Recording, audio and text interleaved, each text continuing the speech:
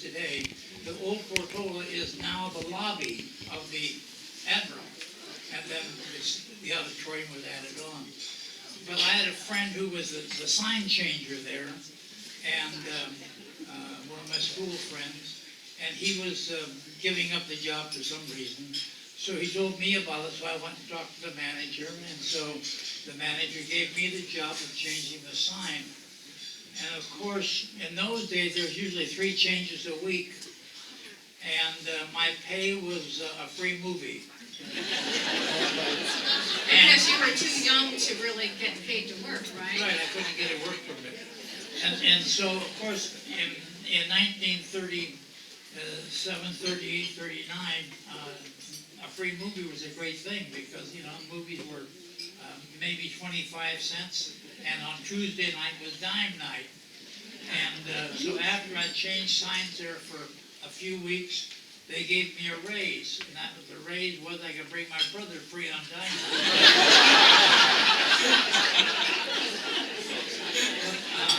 And of course, I became the gopher around there for the projections. Projections needed extra coffee or something. Well, I was the gopher, and I just worked around there, and eventually I worked the door part of the time, like on Sunday afternoons or something. But then in 1941, well, they closed the Portola to build the Admiral. That was a big deal when they closed the Portola. Right. Fortunately, just a year later, January, you were born in January, I found out. Right. January 42, they opened the Admiral, and you were there on opening night. Right. At that time, after the Portola closed, well, I got a job at the Granada. I moved down to the Granada, which was at the junction. Which was an outstanding theater that people don't really realize that it had a fabulous pipe working in there. And it had a stage for complete stage shows, all the flies on the stage, as well as downstairs below the stage was 8 dressing rooms.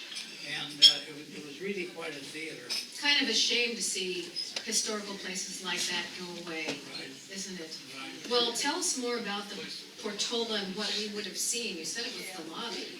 Well, the Portola was opened in 1919, and of course in those days that would have been a silent movie show at that time until the late 20s or early 30s when sound came in. And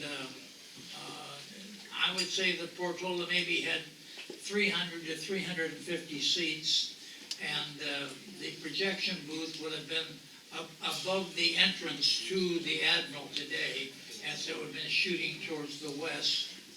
And it was really a small theater, and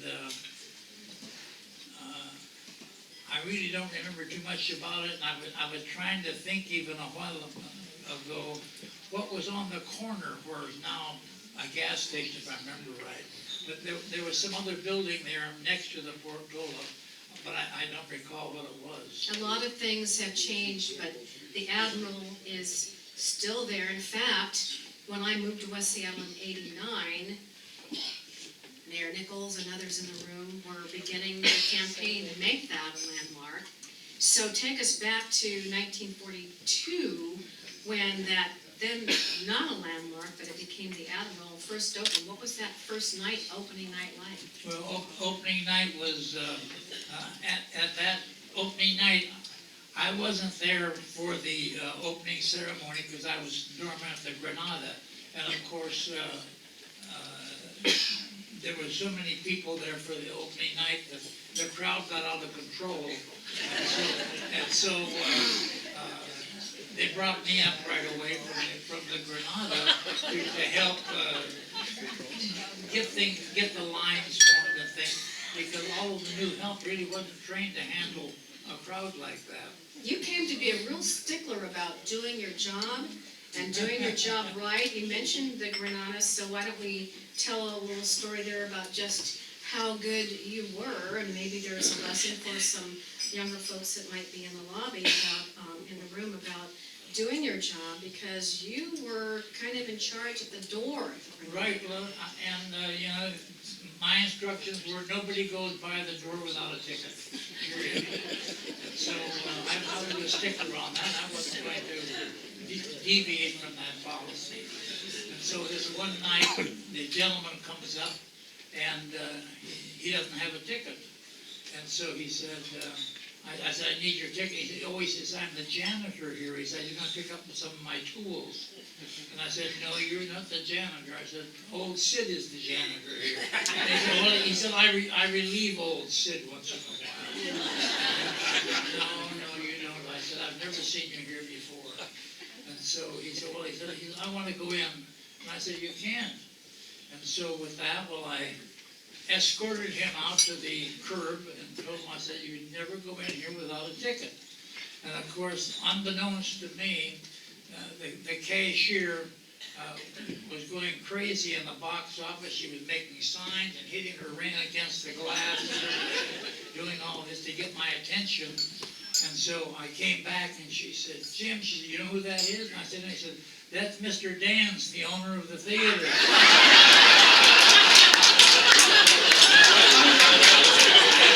But the story doesn't end there, right?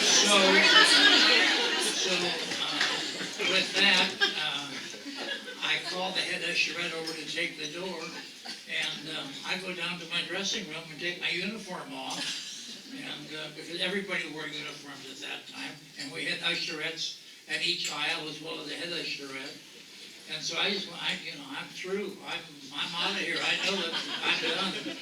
So I'm down there changing into my street clothes, and the usherette comes running down. She said, Jim, they want you in the office.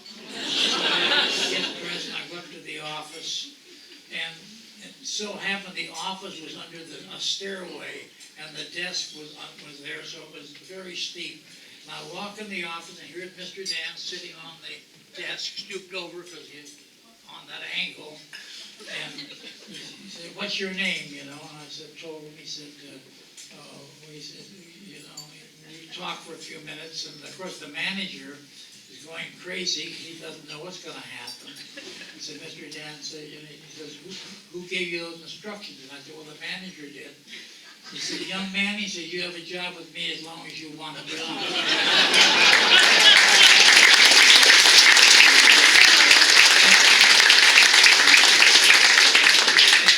As years passed, I became Mr. Dan's assistant. The moral of the story. What's the moral of that story? Well, the moral is do a good job, follow instructions, and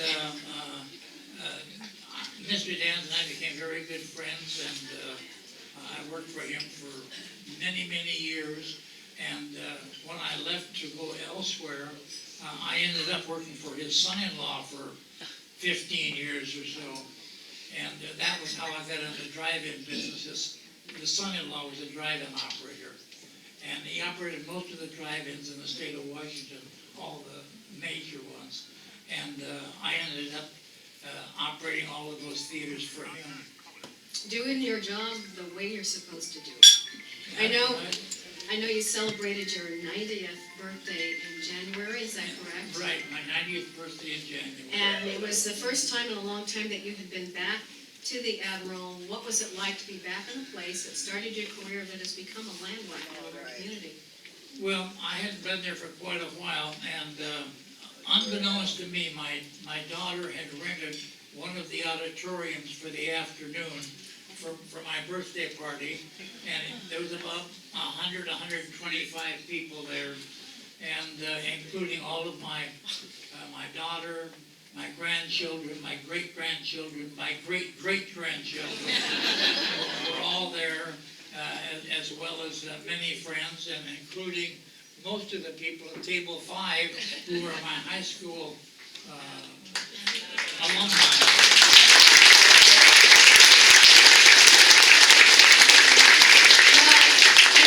We all can appreciate, and especially you, since you've got the history there, the strong feeling about seeing the Admiral Theater continue and thrive. Can you speak to that a bit? Well, at the time of my birthday, I didn't know that my daughter had done all of this and all this was happening. And as she drove up, and I stood there, they had my name on the marquee and the red carpet rolled out and everything. And I looked at it and I thought, you know, here's the theater that, you know, that I've spent so much time at, because later I became head doorman there for all through high school. And the nostalgic part of it being that somebody was doing something there now to keep the theater going. I know that it was rough going for a while for the people that had the theater, but now that it's a landmark, it certainly is something that I would like to see preserved for a long time. And to think, one of the things was that I was standing there and I was thinking, it's impossible for me to have been doorman here 74 years ago. I just couldn't believe it. And for my 90th birthday, my daughter had all of this done for us.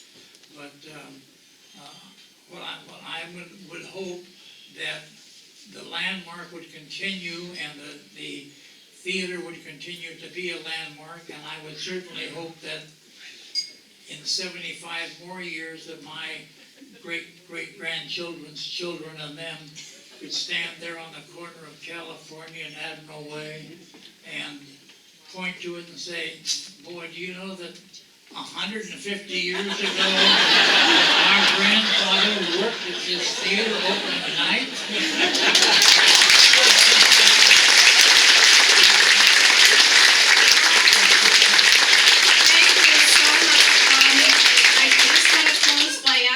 Tell us one thing that maybe even Clay doesn't know about you.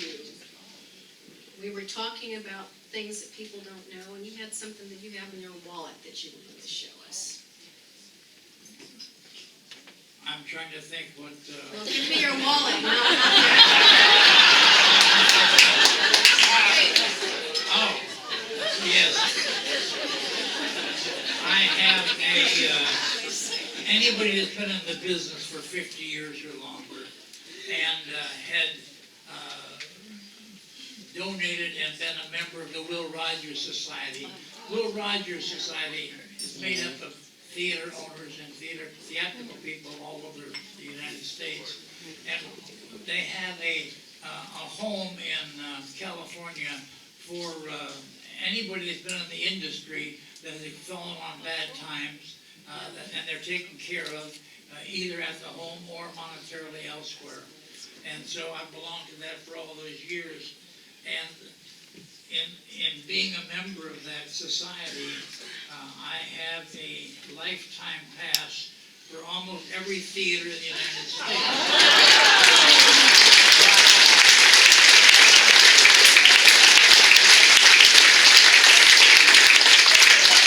All of the film exchanges honor it for free, and all of the major circuits honor it. And it's interesting. I used it the other day. I was in Bellingham, and I used it, and they had to call the manager, and the manager had to call me up. They'd never seen it.